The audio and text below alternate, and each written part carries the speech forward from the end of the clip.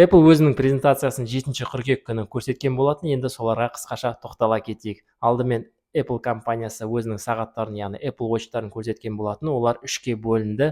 Apple Watch сериясы SE және де 8-ші сериясы және де Ultra сериясы. Pods Pro-ны көрсеткен болатын. Pro-ның жаңартылған түрі 2-ші сериясы өте тамаша. iPhone 14 және де 14 Plus деген сериясы және де Pro-лар. 14 Pro, 14 Pro Max. Біртіндеп тоқтала кетейік. Apple Watch 8-ші сериясы дәл 7-ші серияға ұқсас ретроспективті овуляцияны тексеруді жаңартқан 2 температура датчигі бар. Көлік апатына түскен кезде тексеретін датчиктері бар. Халықаралық eSIM-ді қосқан, яғни байланысу сәл арзандау болады, тек қана барлық елдерде емес.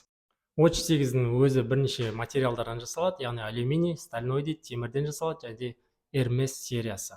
Watch SE сериясында жаңартқан болатын 3 түсі бар. Артқы кірішкісін ауыстырды. 8-ші серияның бүкіл датчиктері көшіп